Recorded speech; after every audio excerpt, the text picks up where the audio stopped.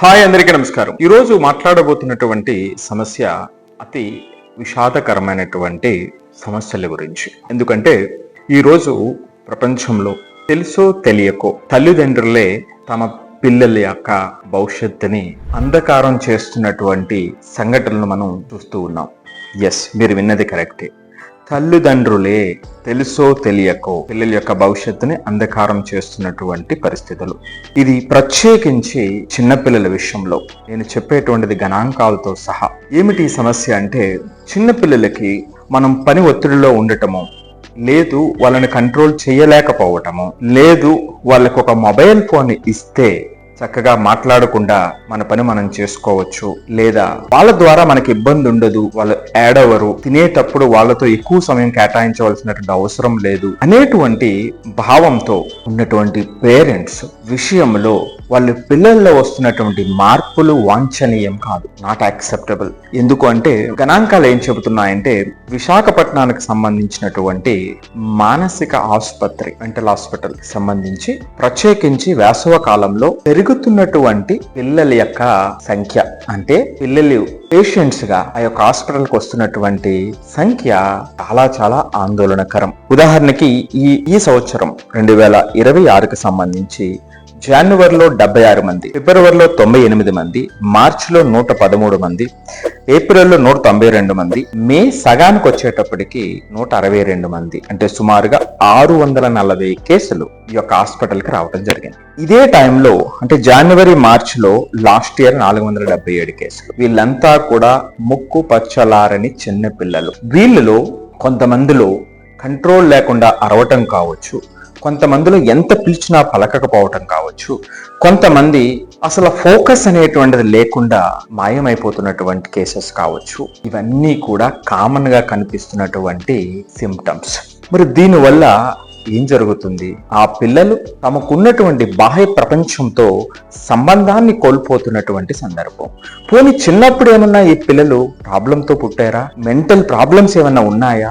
Genetic గా ఏమన్నా ఉన్నాయంటే అవి ఏమాత్రం కాదు. పూర్తిగా మంచి పిల్లలు, ఉత్సాహంతో పుట్టినటువంటి పిల్లలు చివరికి వచ్చేటప్పటికి అంటే ఇటువంటి కేసెస్, వీళ్ళలో మెజారిటీ అందరూ కూడా ఏ ప్రాబ్లం లేకుండా పుట్టినటువంటి పిల్లలు. మరి ఎందుకు అంటే ప్రత్యేకించి మొబైల్. Yes, mobile. నేను ఇందాక చెప్పినట్టుగా మాట్లాడకుండా భోజనం చేస్తాడనో, లేకపోతే మనమేదో పనిలో ఉన్నామనో, గొడవ చేస్తూ ఉన్నాడనో, అల్లరి చేస్తున్నాడనో, కేకలు వేస్తూ ఉన్నాడనో, ఏడుస్తూ ఉన్నాడనో మనం సమయం ఇవ్వలేకపోవటం వల్ల ఇది కావాలని ఏ పేరెంట్ చేసేది కాదు.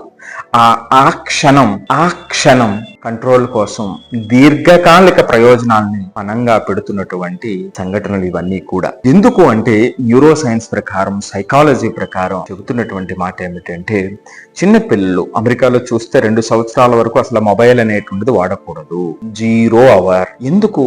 పిల్లలు మనం చూస్తే చిన్న వయసులో చుట్టుపక్కల వాతావరణాన్ని చూసి, చుట్టుపక్కల ఉన్నటువంటి వ్యక్తులను చూసి, వాళ్ళ యొక్క అహభావాలను చూసి, వాళ్ళ యొక్క ఆలోచన చూసి, వాళ్ళు ప్రవర్తించేటువంటి తీరును బట్టి పిల్లలు వాళ్ళు నేర్చుకుంటూ ఉంటారు. అంటే వాళ్ళలో ఉన్నటువంటి ఆ రిసెప్షన్, గ్రహణ శక్తి ఎంతో ఎక్కువ ఉంటుంది. మరి ఆ సందర్భంలో మెజారిటీ టైము మనం మొబైల్ జీవించడంతో మొబైల్లో జరుగుతున్నటువంటి సంఘటనలు బయట బాహ్య ప్రపంచంలో ఉన్నటువంటి సంఘటనలకు పూర్తి భిన్నంగా ఉంటాయి. సో ఆ మొబైల్లో జరుగుతున్నటువంటి సంఘటనలు నిజమైన సంఘటనలని దాన్ని ఆధారం చేసుకుని పెరిగినటువంటి పిల్లలు 2-3 సంవత్సరాలు అయ్యేటప్పటికి బాహ్యంలో జరిగేటువంటి సంఘటనలు వేరే, అక్కడ జరుగుతున్నటువంటి సంఘటనలు వేరే. ఆ సంఘటనలు నిజమైన సంఘటనలు గమనించి ఆ మధ్యలో ఉన్నటువంటి డిఫరెన్స్ వల్ల ఈ రకమైనటువంటి డిఫరెన్సెస్ పిల్లల్లో వస్తాయని శాస్త్రవేత్తలు, మానసిక శాస్త్రవేత్తలు చెబుతున్నటువంటి అతి కీలకమైనటువంటి అంశం. సో కాబట్టి ఇది మనం చేతులారా చేస్తున్నటువంటి ప్రమాదకరమైనటువంటి సంఘటనలు. సో అందుకనే ఈ విషయాలపై ప్రతి ఒక్కరూ కూడా ఆలోచించాల్సినటువంటిది. ప్రతి ఒక్కరూ, ఎందుకంటే తెలుగు పేరెంట్స్, ప్రత్యేకించి భారతదేశంలో ప్రతి తల్లిదండ్రులు కూడా వాళ్ళు ఆలోచించేటువంటిది ఏమిటి? మా సర్వస్వం పిల్లల కోసం, ఎంతో కష్టపడి పిల్లల కోసమే వాళ్ళు ప్రతి నిత్యం కష్టపడేటువంటిది కూడా. కానీ ఈ సంఘటనలు ఏం చేస్తాయి? మన కష్టాన్నంతా బూడిదలో పోసిన పన్నీరుగా చేస్తాయి కదా.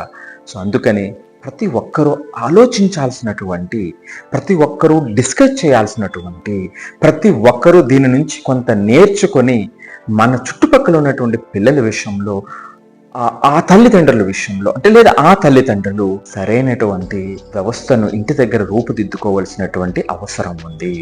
ఒక్క విషయం ఏమిటంటే, పిల్లల విషయంలో ఒక్క మాట నేను ప్రత్యేకించి చెప్పగలిగినటువంటిది, ఏదైనా ఒకటి వాళ్ళకి నేర్పటానికి మాత్రం కొంత సమయం పడుతుంది.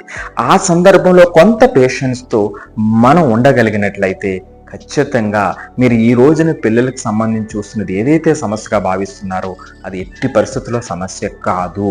కాకపోతే మనం ఉన్నటువంటి బిజీ వరల్డ్లో ఆ మార్పును తీసుకురావటానికి ఇనీషియల్గా మనం చేయాల్సినటువంటి పని చేయలేకపోవటం వల్ల, ఆ టైం కేటాయించలేకపోవటం వల్ల మాత్రమే ఈ సమస్య వస్తుంది. కాబట్టి అందరూ కూడా ఈ విషయంపై విపరీతమైనటువంటి చర్చ చేయాల్సినటువంటి అవసరం ఉంది, ఆలోచించాల్సినటువంటి అవసరం ఉంది.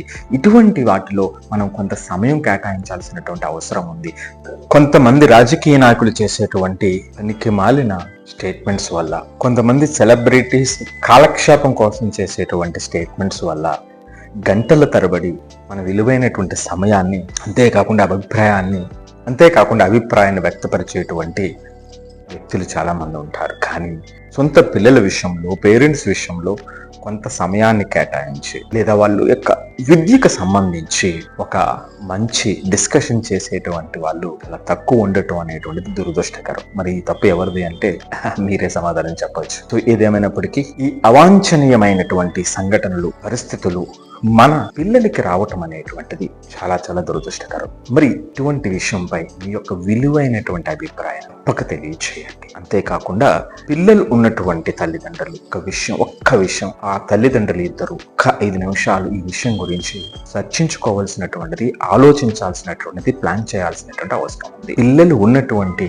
తల్లిదండ్రులకు, చిన్నపిల్లలు ప్రత్యేకించి ఖచ్చితంగా ఈ విషయాన్ని చేరేటువంటి విధంగా మనం ప్రయత్నం చేయాలి. Thank you so much.